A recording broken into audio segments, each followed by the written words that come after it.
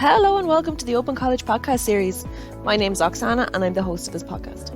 On this episode we have Dr. Caroline West and we'll be talking about all things to do with sex education. So without further delays, here is Caroline and what she had to say. My name is Dr. Caroline West and I am many things. I'm a sex educator, a sex columnist with the Irish Independent. I teach on various courses about research methods, as well as doing sex education as well. And I write in the media about sex and sex education and consent, all those kind of things. So basically anything kind of sex related, you kind of find me popping up on there somewhere. Amazing. Do you know what I love though? I love that you have doctor in front of your name. When I was younger, that was like, I wanted to get there, but I was like, bit hard. We're not getting there. We'll just stick it to was this. a lot of work. Oh, I'd say so. A PhD. Like, how many years did it take you to complete your PhD? I did mine part-time because I needed to work as well because that's life. So it took 5 years, which isn't bad because full-time was 4. So I was like, I might as well have a bit of a life as well and just take the extra year and do it. So that was fine. And that was my PhD was on women's experiences working in the American porn industry. So that was a whole weird and wonderful world to dive into for a few years anyway as well. Yeah, no, that's interesting. It's one of those...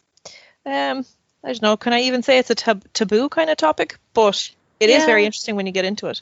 A little bit, yeah. And it's fascinating because it wasn't salacious at all. But I think like porn is a really great thing for looking at so many aspects of society. So we can look at things like feminism, gender, history, communication, visual media, business, how people can be like hustlers, self-employed, power dynamics. There's so much to it. So once people get past the, oh my God, it's porn part, there's actually like so mumuch material in there. Like I used it to look at stigma and violence. And so that was a really interesting area to really look at. So I think, it's fascinating. And that's the joy of studying sex as well, that like as soon as you think you know it all, you absolutely don't. And something else weird and wonderful comes up and you're like, wow, people are into that. And it's like, there's, 8 billion people in the world. So there's 8 billion different ways to get off. And it's like, people do so in many strange ways. And it's kind of fun area. Whatever they're into. Yeah. Now, for everybody listening, don't be alarmed. We're not going to be talking about porn or anything like that. Caroline's on to discuss sex education in schools with us. So I suppose the first thing I kind of want to ask about that is how was sex education introduced into schools? Because obviously Ireland is Catholic and we were strictly run by the church for quite a long time. So how did that get introduced, and I suppose a bit of a background about it? Yeah, sure. So, like you said, it was very strictly religious back in the 20th century. So I think people started to realize, okay, we need to actually have conversations about family planning. Like, up to the 70s, condoms were illegal, which is still bizarre to even think about. Well, they were technically illegal until the 90s, but it kind of relaxed until then. But like essentially up to the 70s, your doctor was the one who decided whether you were done with your family or not. So they would prescribe condoms. And there's bits of research that started coming out around this kind of time that showed that people actually didn't have any understanding about how babies were made and contraception. And there were people having pregnancies when they didn't want to be pregnant and, all this kind of thing. So there was starting to be that public conversation about actually we need to let people know what's going on with their bodies and how they can protect themselves. And then so in the mid 90s, it was decided to introduce sex education in schools and make it technically mandatory across all schools, but obviously it didn't quite work out that way. It's technically mandatory, but it depends on the school. But so it's 20 odd years old now, and desperately outdated in many cases, and this is why there is public calls for a review in 2019. So we are still waiting for the reports and the recommendations for that review to still be implemented. Obviously COVID has allowed that to be delayed a little bit. So it's been a weird 20 years. Like look at the social change we've gone through in Ireland. It's very much playing catch up with all the changes that we've had there. Yeah, no, definitely. And come here, I need to ask actually, you're saying that some schools teach it kind of, some others don't. It's kind of like a grey area. There isn't strict regulations around it. Why is that now? Because from the little that I know, isn't sex education supposed to be as part of SPHE? Yeah, absolutely. It is. The problem is, so there's some research that came out around 2017, and I said that teachers want to teach it, well, some teachers, but because the curriculum is so packed and there's so much focus on exam subjects, that it just kind of gets shunted to the side and it's not viewed as important as maths and Irish and stuff like that. So there just isn't the time. And then other teachers have said that they're actually just too embarrassed to do it, or they're just, they don't feel comfortable with it, with the material that they're teaching, whether it's too religious or whether it's not religious enough, so people take different approaches to it. So a lot of it actually just gets outsourced, and the problem with that is it gets outsourced predominantly to religious organizations, who will then promote obviously a very specific type of sex education. And there's nothing wrong with that objectively, but it's when it's the only option, it's not great, because people want to have choice, because not everybody is religious and will adopt a religious approach to sex education. So yeah, it's a bit of a mess at the moment, and so many students literally for 20 years have come out and said, I didn't get any sex education. I'm like, that's not good enough anymore, No, like even when I kind of first approached you about this, and I said it there at the start, I don't remember getting any kind of sex education in school. The only thing I remembered that was even kind of close to that was in first year, when a woman came out to the school to teach the girls all about like your menstrual cycle. That's literally all I remember. And in biology class, they taught you about the reproductive system, but other than that, nothing. Yeah, we didn't get that at all. We got a little video of a cartoon, man and a woman in a house, and they literally closed the door and then opened the door and they had a baby in their arms. And I was like, you're kind of missing a few steps there. Like, exactly. Of that. Like, it's so bad. But I've taught students in third level a couple of years ago, and so obviously they're fresh out of the secondary school system, and they said they were taught the cell tape method. Have you heard of this? No. Oh, it's horrendous. So it's religious based, and so they get the students to line up in a row and roll up their sleeve, and a bit of cell tape is put on one student's arm, the first student, and then it's ripped off, put on the second student, and then it goes all the way down the line. And then the moral of it is that cell tape is your virginity. So at the end of being interacting with lots of people, it's used up, it's gunky, it's dirty, it's no longer fit for purpose, and it's painful to rip it all off. And it's like, that's not sex education. That's just horrific. That's shame. Yeah. That's shaming you, basically. Absolutely. Kind of. And it doesn't work. Like, that's like every single place around the world that has sex education, that's essentially, don't have sex, you'll your bitch will turn green and you'll die. Yeah, like, it doesn't like work. Your Mean Girls quote. Yeah. That's it. Like, and it's like proven not to work. Like, even in the US, where they have abstinence only education, like, they have such high rates of teenage pregnancy and teenage STI transmission, and it's like, clearly something is not working there. Oh, absolutely. And when it comes to, just going to loop it back a bit, I suppose, to primary school education or sex education, you were saying that teachers kind of don't feel comfortable. They don't, one reason or another, they don't teach it. What's the kind of, I suppose, the communication coming from parents? How do they feel about all this? I know everybody would be on a different opinion, obviously. There seems to be mixed approaches to it. I mean, some people are absolutely opposed to any form of sex education coming into the school, and they say, like, look, we'll teach that at home. And then there's others who are like, I don't have the skills to teach this. I would like the schools to teach it. Or some people are like, okay, we can do both. I can teach and you can teach at the same time. But I think, sometimes there's a lot of rumors going around of like, oh, sex education in school it's going to teach your 4-year-old how to masturbate. And it's like, nobody is going to do that. Like, that is not like what's going to happen. Or I've heard that. And like, that was something that was kind of brought out by the far right. And when the review was coming out, that children aged 0 to 4 were going to be taught how to masturbate, and it's like, no, like, that is not going to happen. No. So there's a lot, and that, but the problem with that is that's preying on people's anxieties, because a lot of us have anxieties around sex anyway, and then a lot of anxieties around talking to our kids about sex. Like, most people are really awkward about that, and most parents didn't have good sex education themselves. So it's kind of hard. But like, on one hand, like, I get that it's totally hard. On the other hand, like, it's so great that there's so many more resources out there. There's some great sex education books to help you talk to your kids about this kind of thing. So um, we do live in a good world. It just has to, the message, I suppose, has to be brought out there to help parents feel a little bit more comfortable with the whole situation as well. Because, like, sticking our heads in the sand just doesn't work anymore. Do you think that's a societal thing as well, though, that because sex was kind of seen that way, like I said at the start, a bit taboo to talk about, or like, oh Jesus, nobody has sex. We all just, we close the door and a baby appears, like you said. Yeah. That, like, is that a societal thing that nobody kind of wants to get involved in all this? Yeah, absolutely. In Ireland, like, look at our history. Like, what we did with sex was lock women up in Magdalene laundries and torture them and steal their babies to sell them. Or, abortion just wasn't talked about. It was outsourced to the UK. And we didn't prosecute any kind of sexual violence in Ireland, like, pretty much at all until the last few years, and even then it's still quite minimal prosecutions. And so we just weren't able to talk about that. And the problem with that is it kind of caused a sense of intergenerational trauma.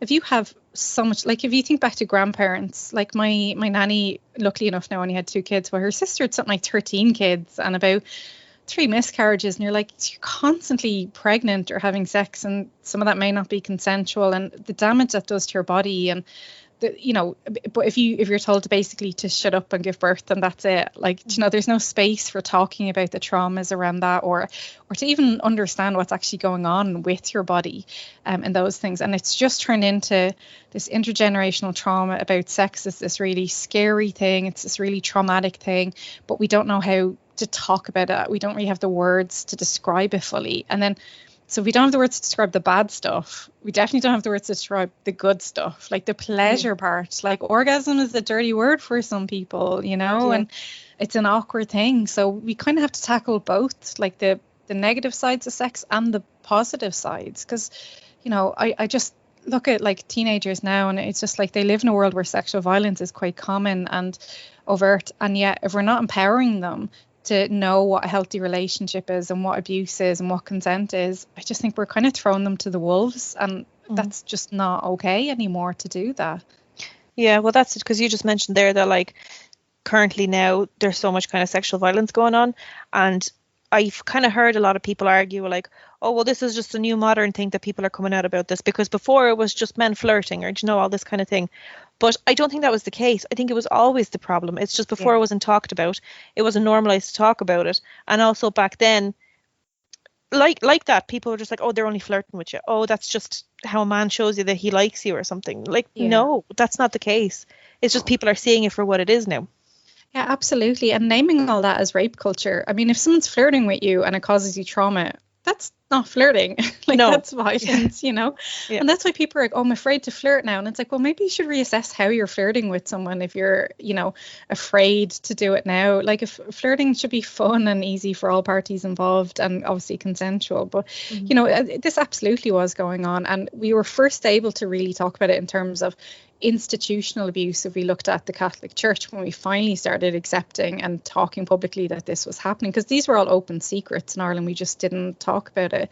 But now we also have to reckon with dating abuse and sexual violence within marriage, and like it was legal to rape your wife until the 90s in Ireland.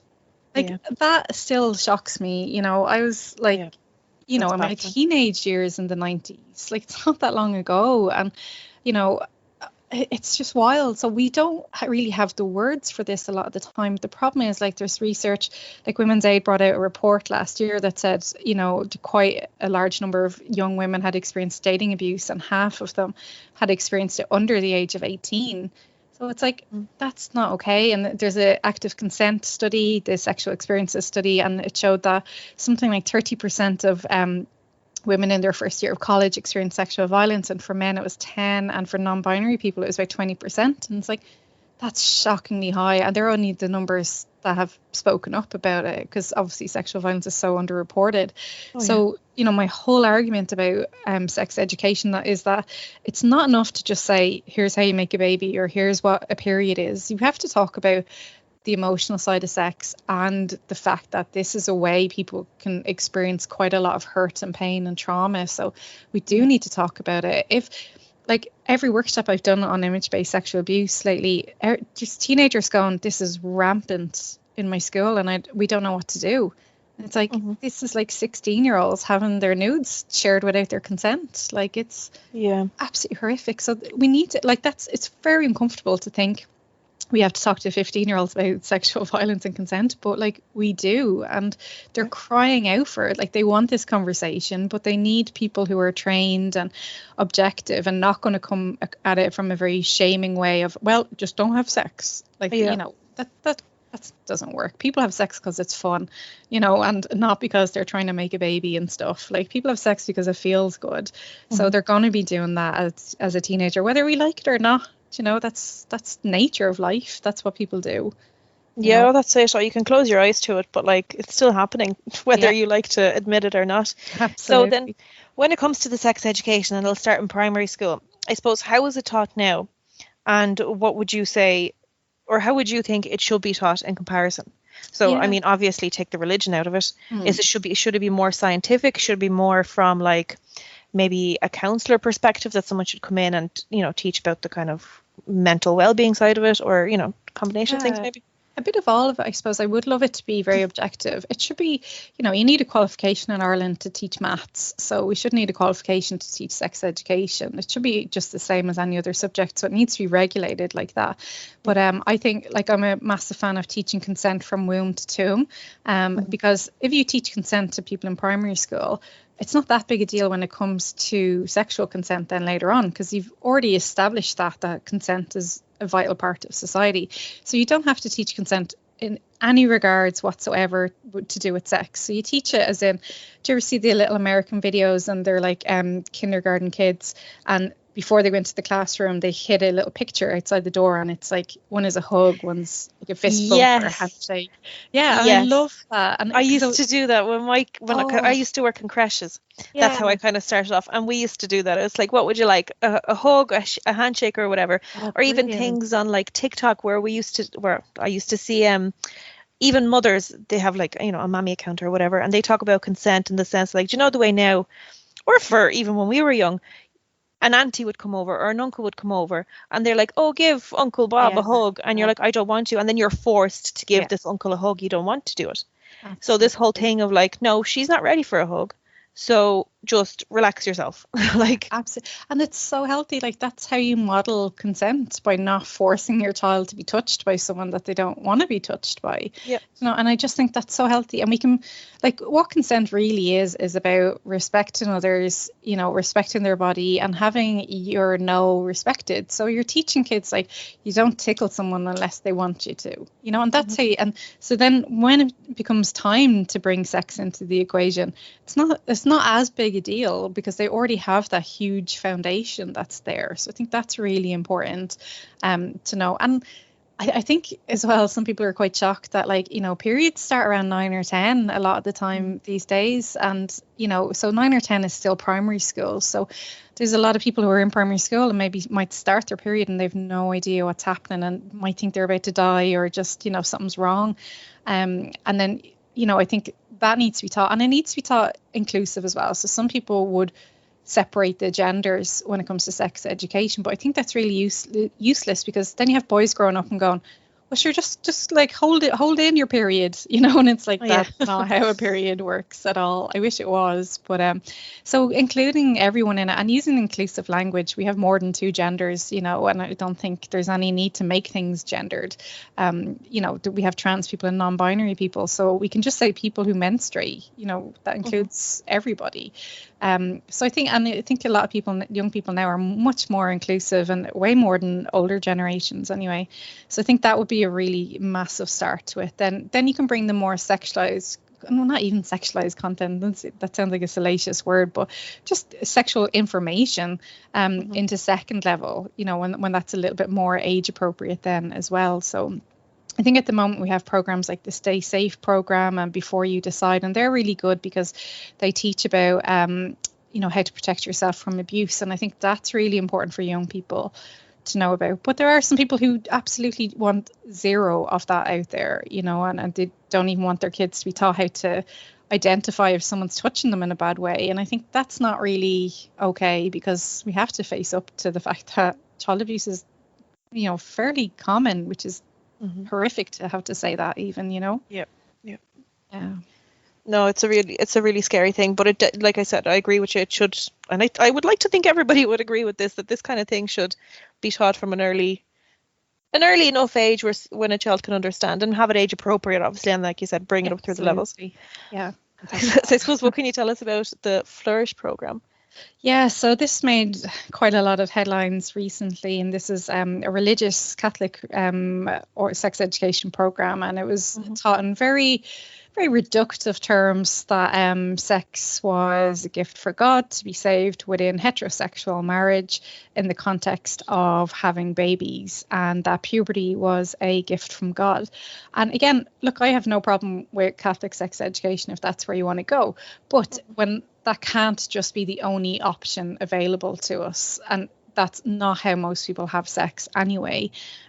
So I think, you know, that's fine if you want to send your kid to that, but for the rest of us, that is extremely exclusive.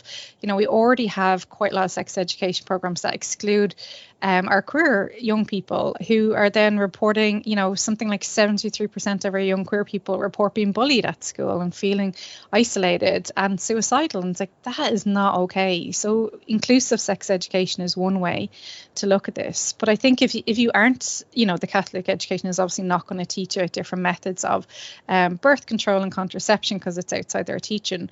But again, we recognize young people are going to have sex. Do we want them to also be getting STIs unnecessarily or teenage pregnancy unnecessarily? No. So then we need to empower them when it comes to sex education and, you know, making the right choices for their body. And I think that's really, really important to do. So I just think they didn't read the room very well of knowing that, like, you know, we really want modern sex education. There's been a lot of calls for a long time, and the NCCA review will show that, you know, we need to have more modern, objective, inclusive and fact-based sex education instead of a religious viewpoint. You know, it just doesn't work for the 21st century that we live in now.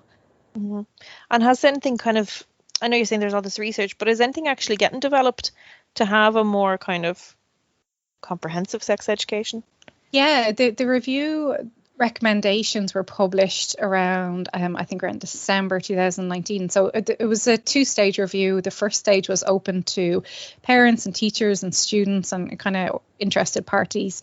And then it was open public consultation from July to, I think, November 2019, and that was where anybody could submit a suggestion.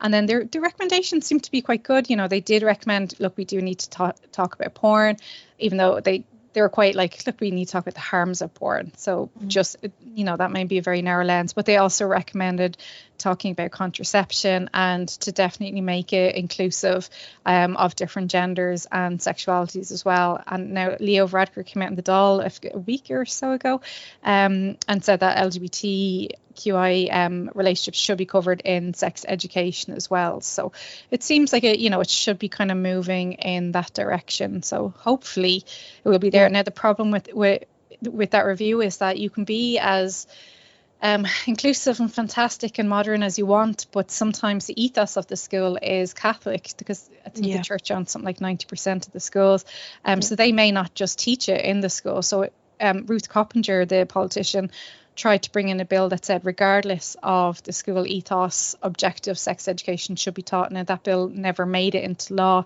unfortunately, but you would hope that with the new review, like, you know, it would be pointless if it's so great if the schools are blocking it. So maybe that's where teachers need to work with parents to see, look, you know, can we see about bringing this in, like lobbying the school to say, I want this in, or, you know, let's have a meeting about it or something like that. Maybe that might be the way. But yeah, it's like we're so close to it, but so far away at the same time. It's just hard because you have to battle something like the church, because like you said, if the church controls 90% of schools in Ireland, they're not going to want to let go of that grasp. And then there's also the different opinions of all the parents that you have to battle, and all the different opinions of the teachers that you have to battle. And it's just, it's a lot to get through.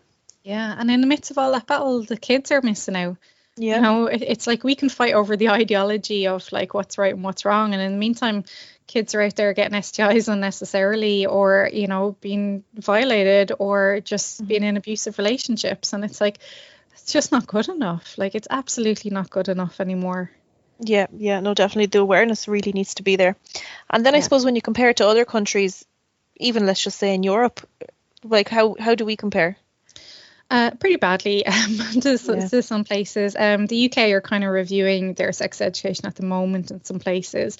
But Sweden and the Netherlands seem to be quite progressive. You know, they're very inclusive, very objective as well. So they seem to have quite good approaches to things. I think the Germans are kind of not the worst, but not the bad. They'd be kind of in the middle, I suppose. But yeah, we would kind of be like very bottom. Some students are coming out saying they got no sex education, so you know there's not much to compare to if it's a 0% on that. So but you know, like there is research, you know, to say that when there are places around the world where there is comprehensive sex education, and that includes things like contraception and consent and things like that, that the age of for sexual activity goes up. So, you know, people don't have teenage sex anymore.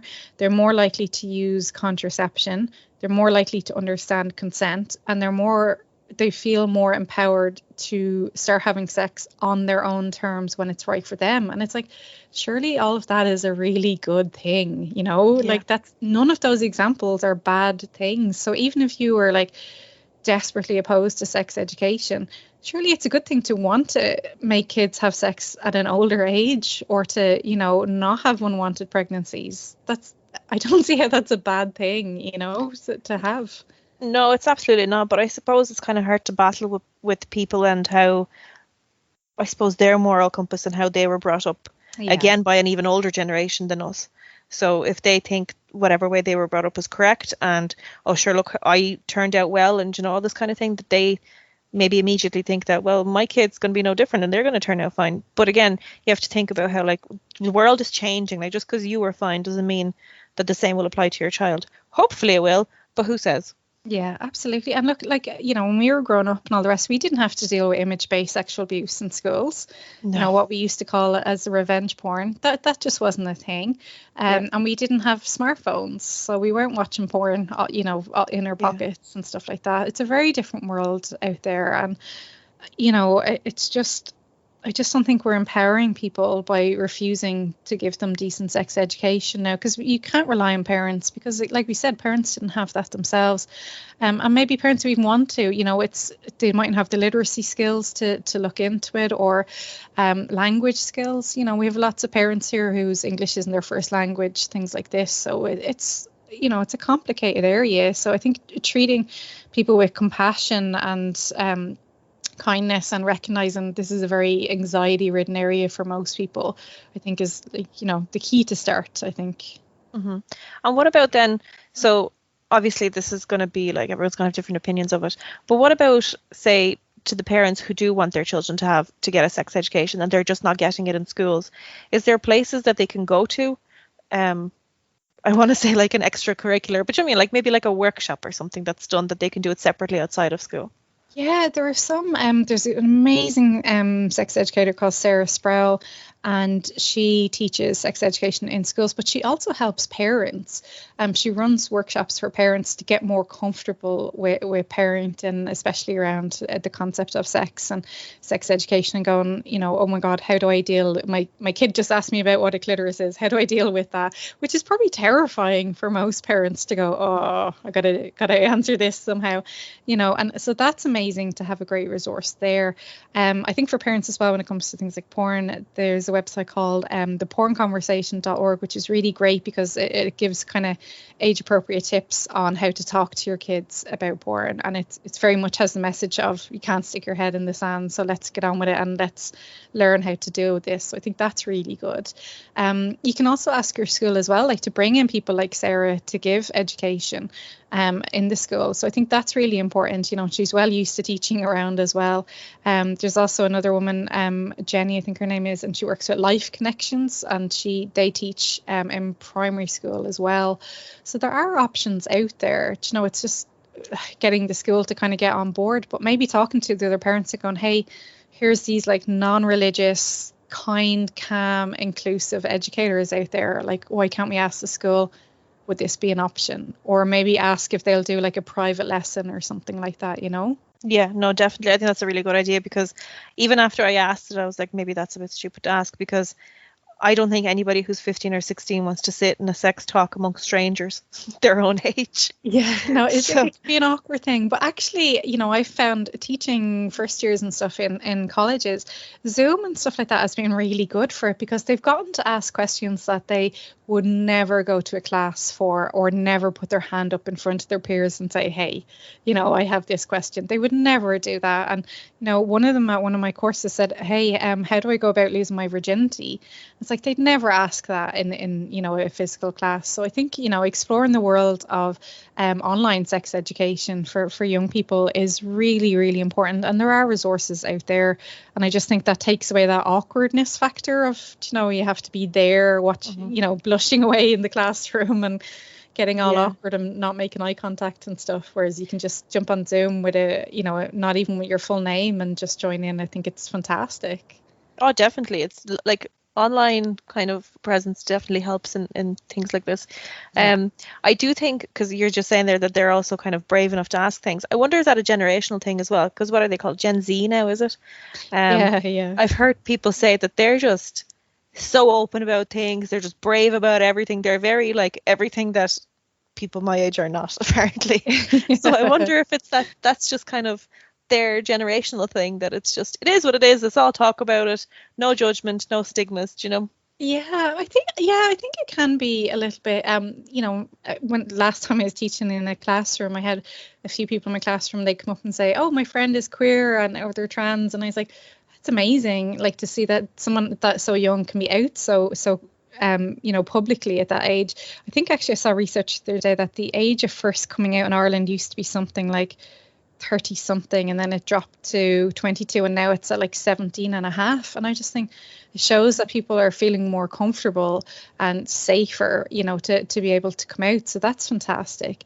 But I think, you know, we also live in a world where people are getting sex education from Instagram and TikTok, and, you know, sometimes it's not great information, but sometimes it's you know, really handy. Like there's so much content on Instagram, like cool graphics about so much aspects of sex, so including like sexual trauma as well. And I think, wow, that's like, it's great to have that resource at your fingertips, when I definitely didn't have that in my day and age, you know. So I think digital literacy is kind of, you know, plays a role in that as well.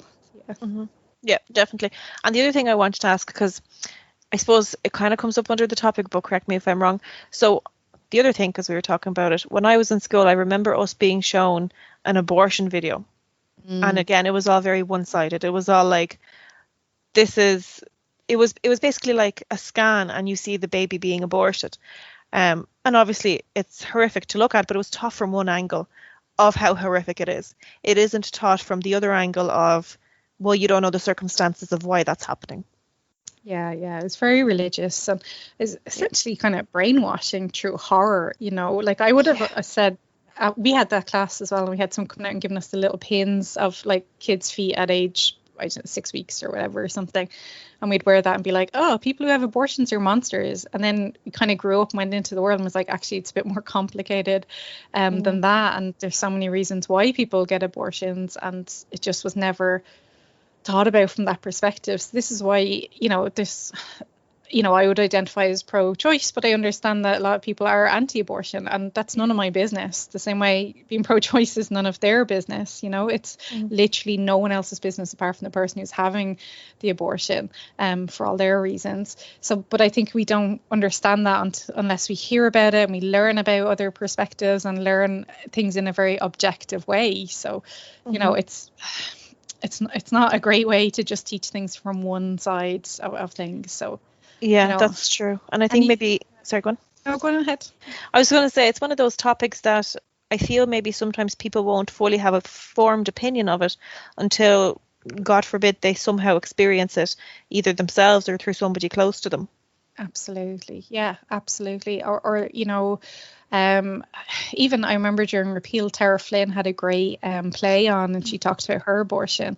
And, you just look at the crowd and like half the women are crying in the crowd because they're all just relating to it, and, things like that. And it's just like stuff like this is all really common, but we just didn't talk about it sometimes. And I remember I canvassed for Repeal, and I knocked on this old lady's door, and she's like, "Which side are you on?" And I was like, "Oh, I'm for Repeal. I want you to vote yes." And she just kind of held my hand and just looked at me, and she got her eyes kind of got a bit wet, and she just held my hand and said, "Thank you." I was like, "Geez, that's some stories behind that, And it was very, very difficult for a lot of it, but it just shows you how nuanced sex and the body is, and our relationships with those topics. And I think just treating people with kindness, compassion. No one's a monster for having sex, and no one's a monster for wearing a condom, all these kind of things, and which would have been very shameful in Irish society as well.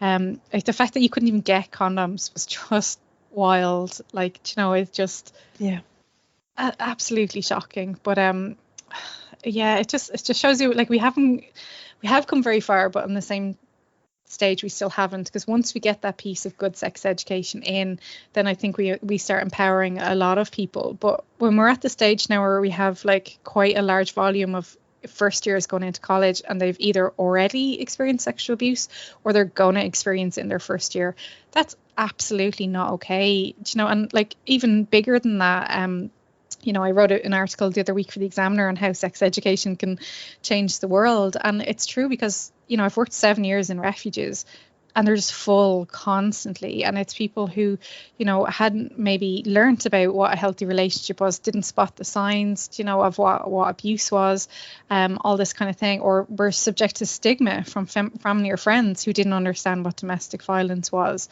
So then they end up in a refuge because people are like, "Oh, we don't believe you," or "Oh, should just go back to your husband," or whatever it happens to be. And it's like, if we can actually teach people at a really young age what healthy relationships are, we really empower them. And then maybe down the line we don't need any refuges, because people treat each other with kindness and respect. But we might have a long way to go on that aspect. But it's sex education isn't just insert penis and vagina. It's all about the spiritual side and the emotional side, and even the political side. If the law isn't letting you marry your partner or access contraception, sex is a political activity then as well. So I think there's a lot to understand the holistic nature when it comes to sex. Oh, definitely. It covers so many things, because even here, I'm looking at the notes we have for this podcast, and it's all obviously just sex education in schools. But the more we talk about it, I'm like, my God, it's not, you can't just talk about that without bringing so many other things in, because it's not just how it's taught, it's why it's taught a certain way. And then, like you said, it's the political, it's the religious, it's everything comes into it. It's such a huge, massive area. It could go on and on. I suppose we don't have the time to go on and on. So the last thing I wanted to ask you is there anything maybe that I haven't asked, or anything that should be noted in this for people to take away? Oh, how long have you got? Like you said, there's so much to it, I suppose. If this is an area that you're interested in, first of all, recognize that, as Irish people, we do have that intergenerational trauma and silence around sex. So it's okay to be anxious and messed up and not have the words around sex. That's all completely normal, unfortunately, in our society. But I think if you want to get help for your young people that are in your lives, there's tons of great books out there now that are inclusive, really, really modern, non-judgmental, absolutely fantastic. Like I mentioned before, there's Sarah who will support you and support your young person as well. And I think, being proactive is really sending that message out to your young person and to society as well, that, hey, we care and we don't want you to be in a potential position of harm or things like that. And, even if you were to talk about this with the young person in your life, just even saying things like, hey, here's some condoms. I'm absolutely dying with mortification of this conversation. And just even naming that is kind of half the battle sometimes. But, it's even things like, do you buy condoms for your child? Do you give them lube to use with them? All those things, because condoms can break without lube. So all those kind of things. And I just think it's really important, and we do empower people when we give them information and choice, and we don't judge people. So I think, working on our own biases and our own learnings, we can kind of unpack that at the same time. But, to build a consent culture in Ireland really does involve getting decent, good sex education in off the ground. So maybe having a chat with your school and saying, hey, what can we do to help this? And how do we bring in consent? Because consent really is that foundation for a healthier society. Absolutely. So, it's time to do it. Like, there's, no more putting our heads in the sand. It's time to go. We need to do this now. Yeah, I would definitely agree with you. I think that's it for this one anyway. So thank you for coming on, Caroline. And that was Dr. Caroline West. I hope you found this episode interesting and it gave you something to think about. As always, for more information on us here at the Open College, you can go to theopencollege.com and you can listen to us anywhere you get your podcast fix from.